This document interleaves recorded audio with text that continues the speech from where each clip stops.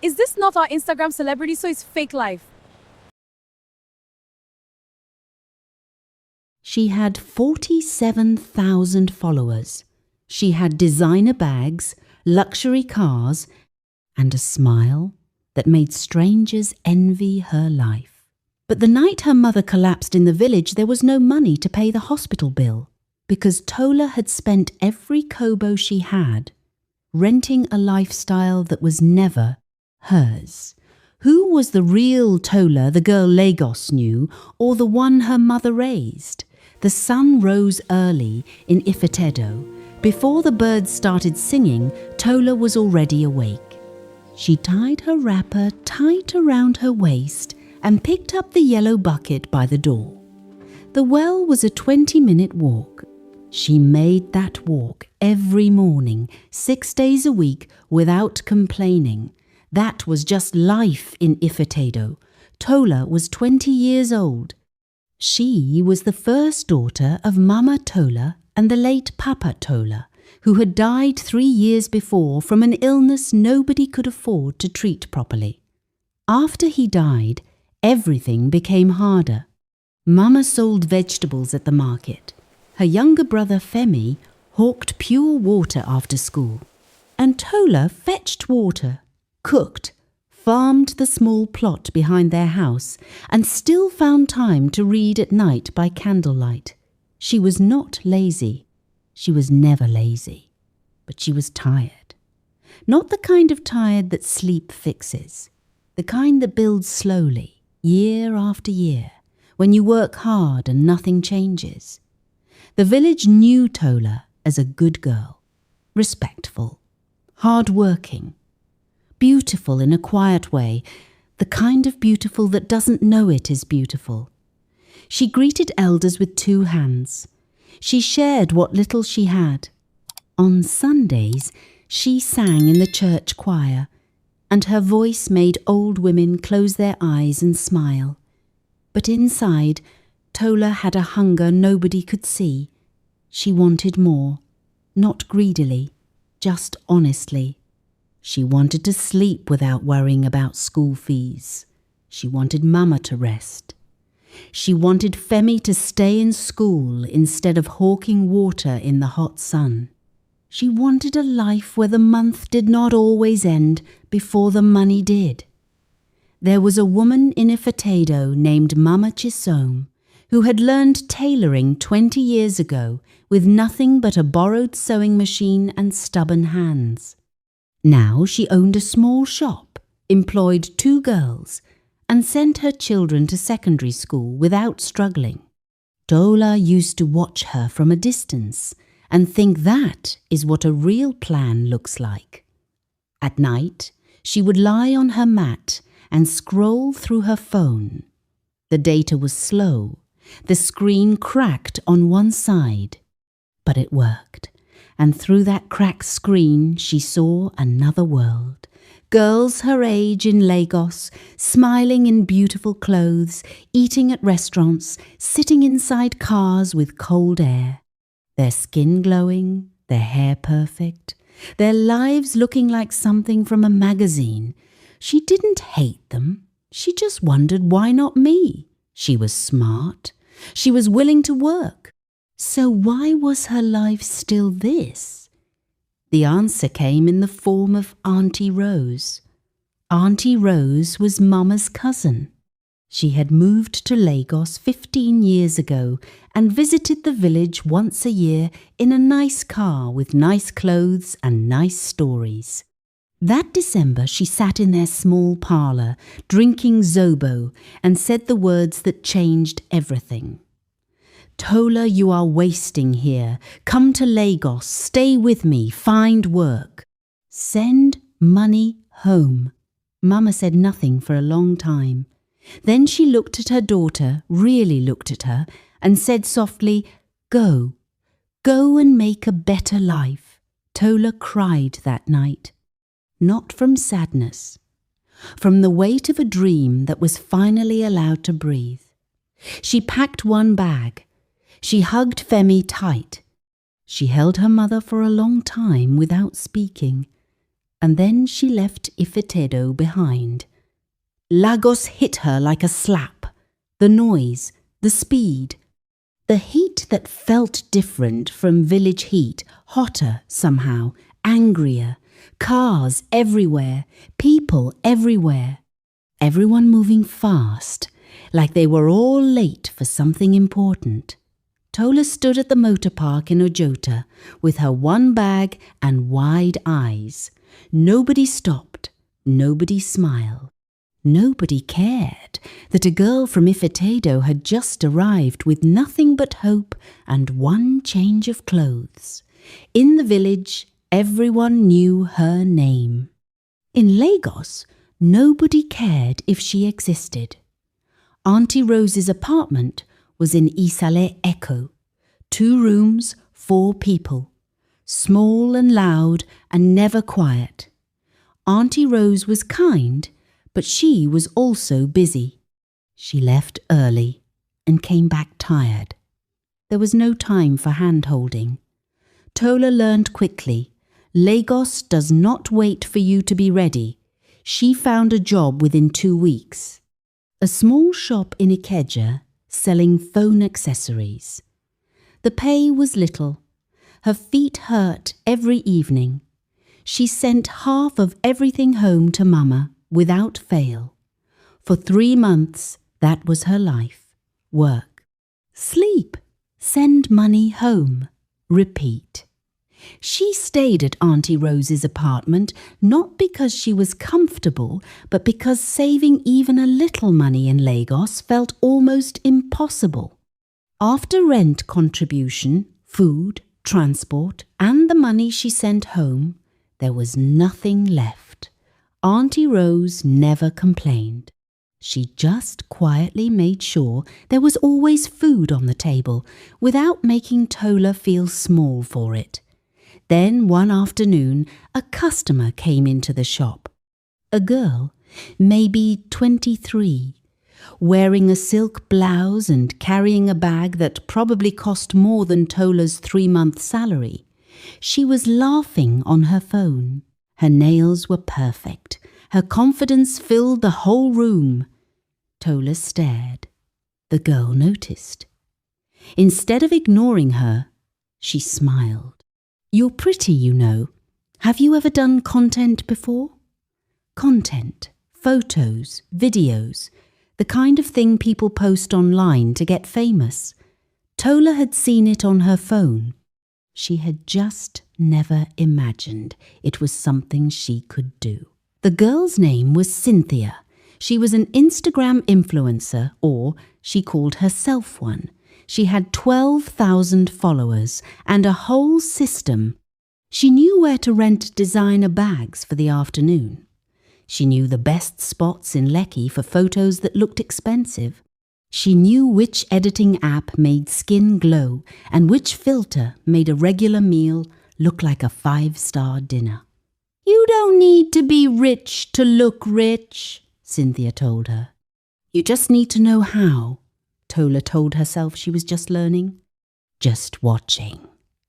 But the first day, Cynthia took her to a photo location in Victoria Island, a beautiful building with white walls and flowers, and someone pointed a camera at her.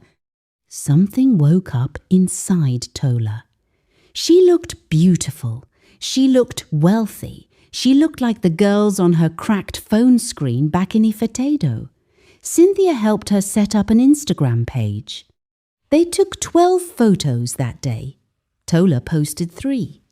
By morning, she had 200 followers. Strangers were commenting. Gorgeous. This girl is everything. Where did you get that bag? She had borrowed the bag from Cynthia. But she didn't say that. She told herself it was harmless. Just photos. Just fun. She didn't realize she had just taken the first step into a life built entirely on sand. By the end of that month, Tola from Ifetedo was gone. In her place was at Tola Slays Lagos's newest, most beautiful, most enviable girl. 6 months later, at Tola Sleighs had 47,000 followers. It had happened faster than she expected. One photo went semi-viral, her standing beside a white Mercedes she had never sat inside, wearing a red Gucci bag she had rented for 5,000 naira. The caption said, "Lagos is good to me. It was all a lie." But the likes didn't know that. The comments didn't know that. The new followers, hungry for beauty and aspiration, didn't know that. They just saw a stunning girl living her best life, and they wanted to be near it. Brands started sending messages, small ones at first. A waist trainer company, a hair vendor, a teeth whitening kit. None of it paid much, but it felt like something. It felt like proof that she was becoming somebody. She quit the phone accessories shop. That was her first big mistake, but it didn't feel like a mistake then. It felt like a promotion. Her days became a performance. Wake up, plan the photo, find the location, borrow the outfit. Edit the picture for 45 minutes until her skin looked flawless and the background looked expensive. Post. Watch the numbers. Respond to comments with a confidence she didn't feel. Then go home to Auntie Rose's crowded apartment and eat Gary for dinner. The small brand deals barely covered her food. Some weeks, Auntie Rose quietly covered her share of the bills without saying a word. Tola told herself it was temporary, that the big deals were coming, that she just needed more followers. That was the life nobody saw. She rented a red dress for a Christmas photo and returned it the next morning. She stood outside a restaurant in Lekki for 40 minutes taking pictures and never went inside. She couldn't afford the menu. She borrowed a friend's car every Saturday for content and took the bus home every Sunday. The gap between who she was online and who she was in real life grew wider every week, and it was exhausting. She stopped sleeping. Well, she was always calculating, always planning the next post, always terrified that someone would expose her. When old friends from Ifetedo sent messages saying they saw her page and were proud of her, something twisted painfully in her chest. She called Mama less and less. It wasn't that she stopped loving her. It was that Mama's voice reminded her of who she really was. And who she really was didn't match the girl with 47,000 followers. "Tola, are you eating well?" Mama would ask. "Yes, Mama." "Very well," she would answer, staring at a pot of plain rice on the floor.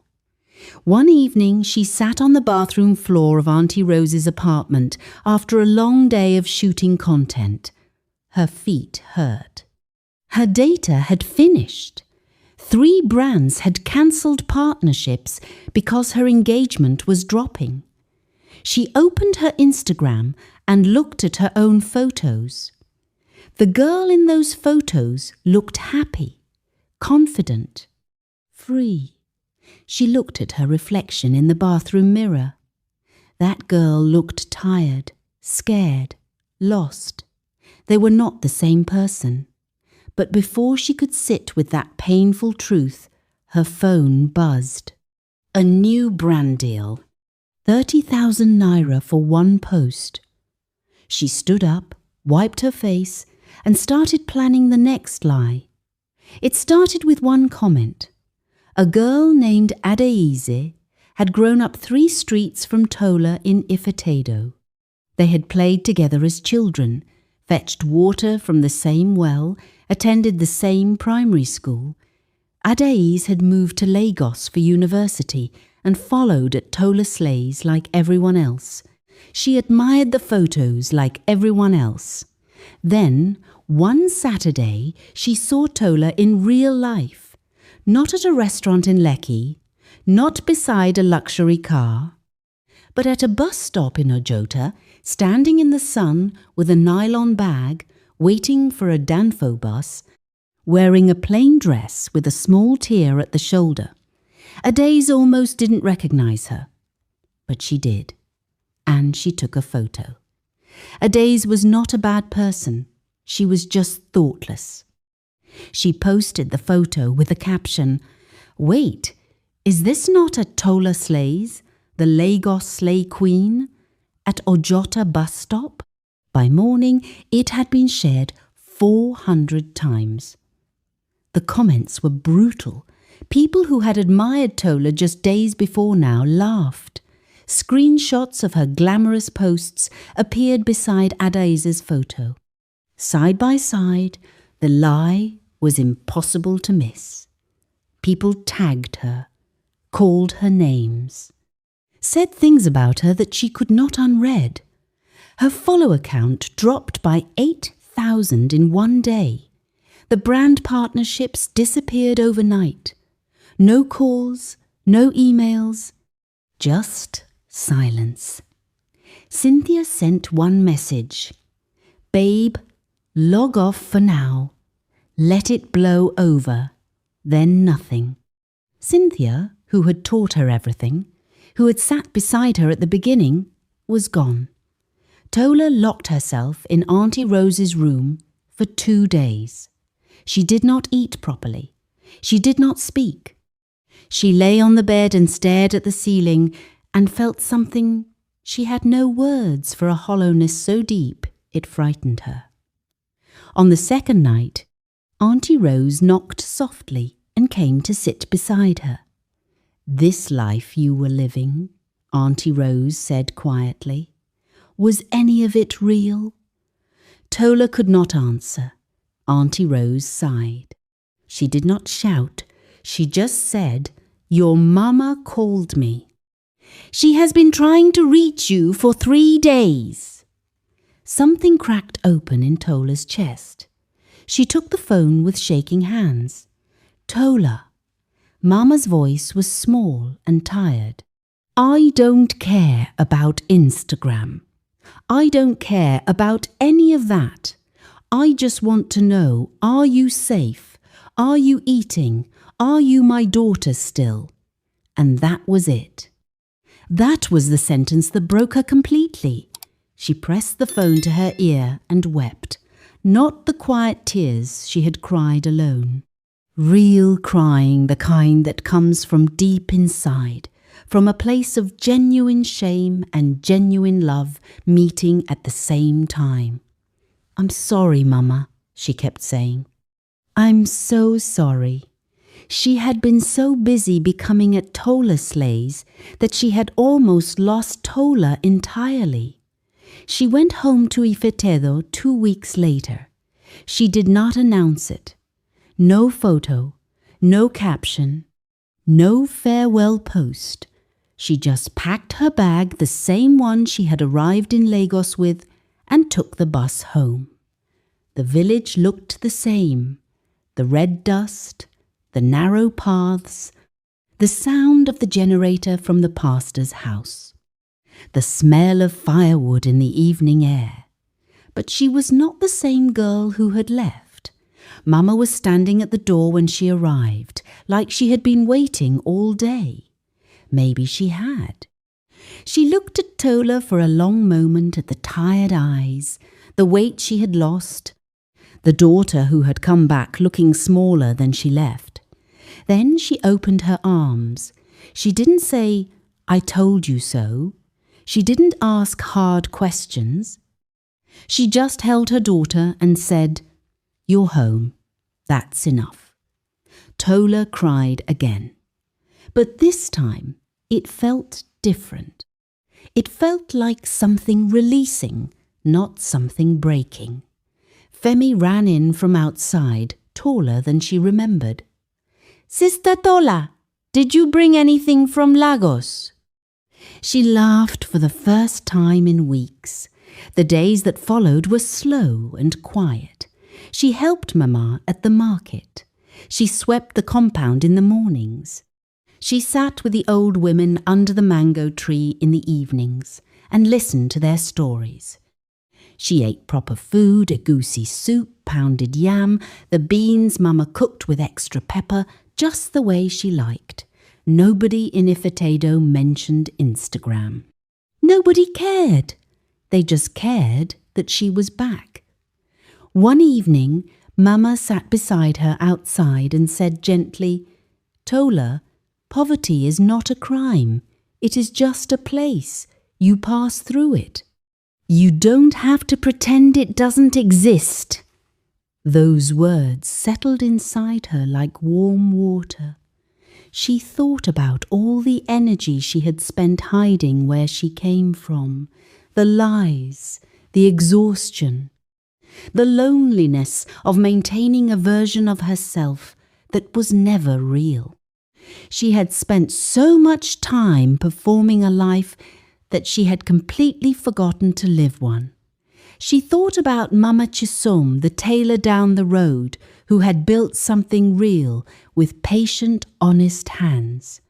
That was the kind of woman she wanted to become. She opened her phone and looked at her Instagram page one last time. Then she deactivated it. Not with anger, not with shame. Just with the quiet decision of someone who finally knew what was real and what wasn't. The next morning, she walked to the vocational training centre in the next town. She had heard they taught tailoring, catering, and fashion design.